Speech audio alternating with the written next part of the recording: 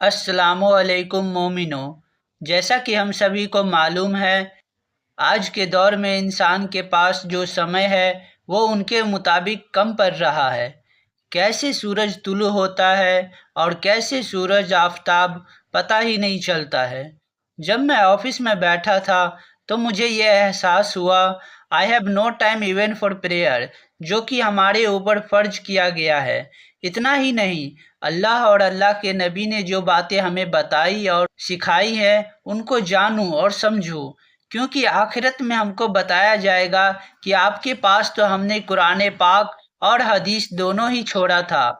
اور جیسا کہ ہر مومن کو پتہ ہی ہوگا کہ اللہ کی باتیں اگر جاننا ہو تو ہمیں قرآن پاک میں دیکھنا ہوگا، اور اگر اللہ کے نبی کی باتیں ہمیں جاننا ہوگا تو ہمیں حدیث کو سمجھنا ہوگا۔ Some people don't know what is حدیث. So first of all I'll explain to you what is حدیث. آج سے اپراکس 1400 سال پہلے لکھنے پڑھنے کا رواج اتنا نہیں تھا جتنا کہ ابھی ہے۔ پہلے لوگ پتوں اور پتھروں پہ لکھتے تھے۔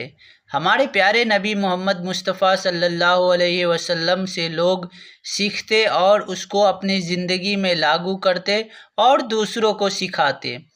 جب ہمارے پیارے نبی محمد مصطفیٰ صلی اللہ علیہ وسلم اس دنیا سے چلے گئے، اس کے جانے کے بعد اپراکس 150 سے 200 سال کے بعد دو باتیں ہونے لگی۔ پہلا، لوگ حدیث بھولنے لگے۔ دوسرا، لوگ اس میں اپنے گمان ایڈ کرنے لگے۔ جب لوگوں کو بتاتے تو لوگوں کو یقین نہیں ہوتا تھا کہ یہ صحیح بھی ہے یا نہیں۔ کچھ لوگ بولے بنا سند کیے ہوئے عمل کرنا صحیح نہیں رہے گا۔ اسی بنیاد پہ کچھ لوگ اللہ کے نبی کی باتیں کو امانت کے طور پہ جمع کرنا شروع کیے، یہ سوچ کے کہ اگر امت کا ابھی یہ حال ہے تو آنے والی امت کا کیا ہوگا۔ اسی بنیاد پہ 6 لوگ الگ الگ جگہوں سے حدیث کو جمع کرنے کے لیے شروع ہوئے۔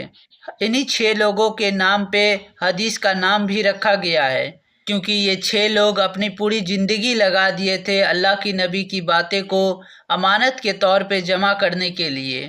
آج انہی 6 لوگوں کے نام پہ یہ حدیث کی کتابیں ہیں: بخاری، مسلم، ترمذی، ابو داؤد، نسائی، ابن ماجہ۔ اسی لیے ہم نے اپنی قیمتی وقت میں سے آپ سبھی مومن کے لیے اللہ اور اللہ کی نبی کی وہ باتیں بتاؤں گا قرآن پاک اور حدیث سے جو آپ لوگوں کو پڑھنا چاہیے۔ میں تو یہی کہوں گا کہ آپ خود سے پڑھیں وقت نکال کے، لیکن لوگوں کو وقت کی کمی ہونے کی وجہ سے ہم جان نہیں پاتے کہ اللہ اور اللہ کی نبی کی کیا باتیں ہیں، انہوں نے کیا کہا۔